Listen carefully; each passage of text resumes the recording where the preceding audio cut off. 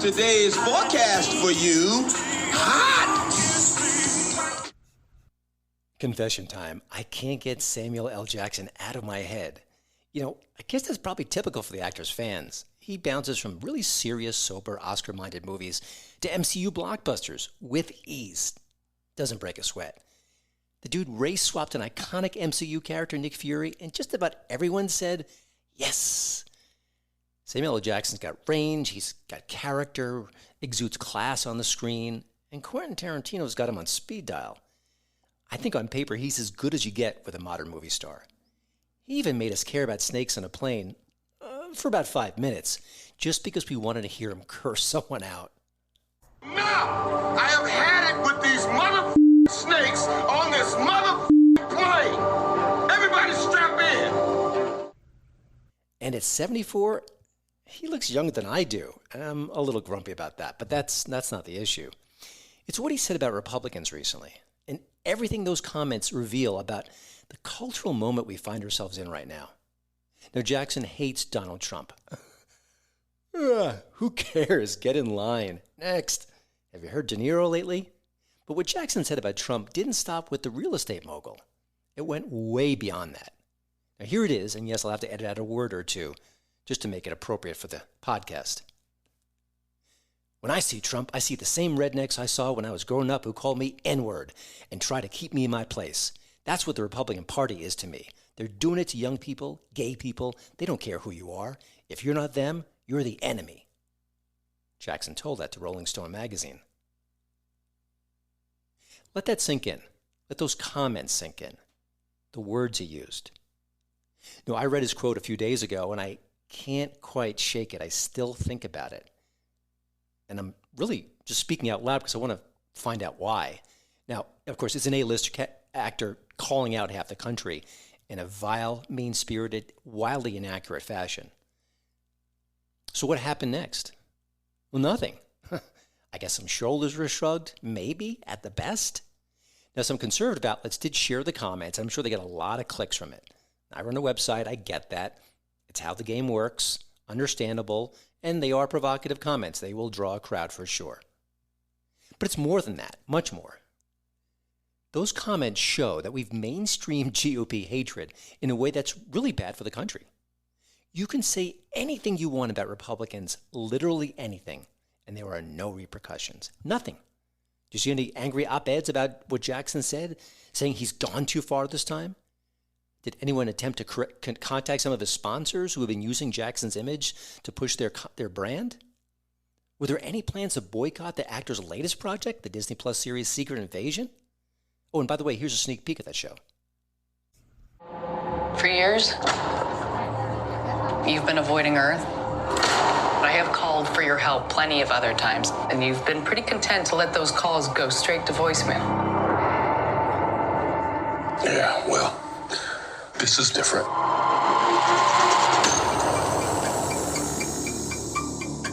How much do you know about your security detail? What do you mean, how much do I know about him?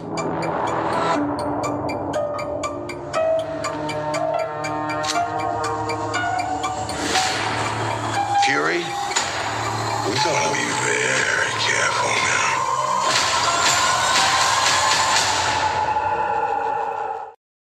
Why do I bring that up? Well, we're in the middle of the most dramatic boycott I can remember.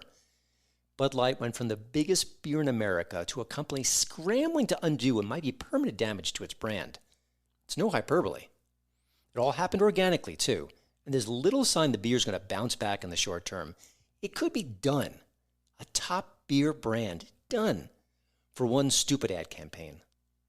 No, I'm not comfortable at all calling for boycotts, and I don't. I actually prefer boycotts. I think they're smarter, I think they're more positive, and they're definitely more effective. As a Hollywood journalist, it's not my place to tell consumers to avoid a film because the stars disagree with your worldview or mine. Not a good deal.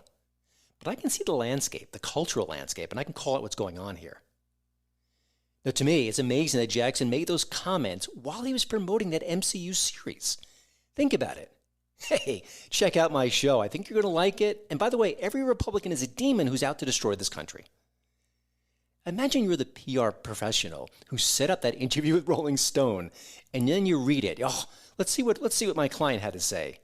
Were you not cringing after reading those comments? Or maybe you didn't care either. Maybe you just did a shoulder shrug and moved on. Now, Jackson isn't dumb, of course. He gets how the culture works these days. And very, very few stars get actively punished for their political views. I think the one who has over the years, and his career certainly isn't what it used to be, is Sean Penn. He's left of center. He can be outrageous for sure. I don't agree with anything he says. But he is one of the few people who, year after year, whenever I talk about movies and politics with people, again, this is anecdotal, but this is just what I've heard, I can't watch his movies. I just can't, they say about Sean Penn. And Sean Penn is a ridiculously talented actor. I believe he's got 2 Oscars. But that isn't happening with Jackson. Isn't happening with other stars either. Nope.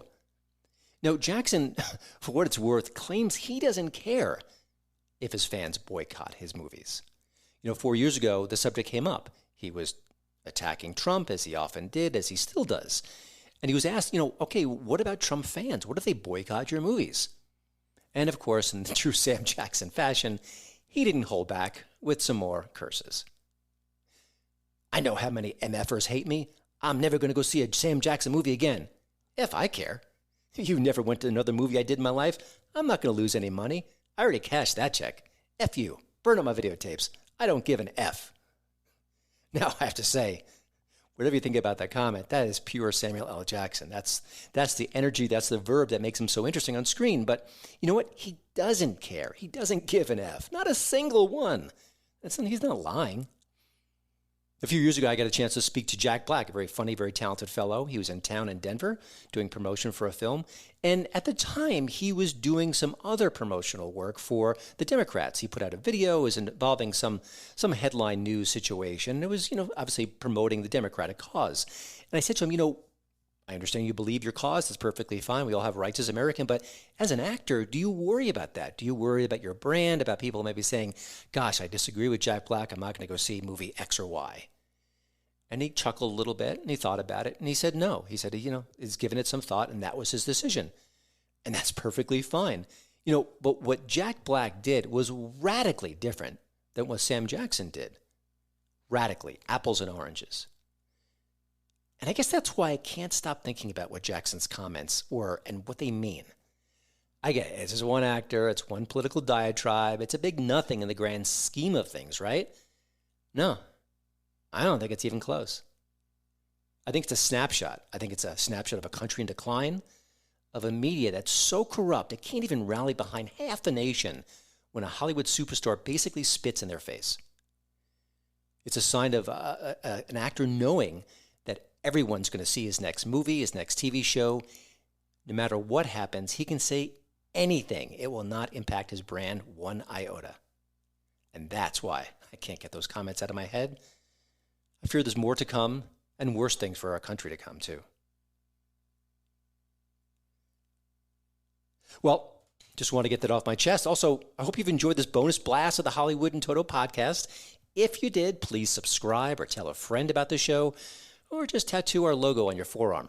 Wherever's easiest, no complaints here. See you next time.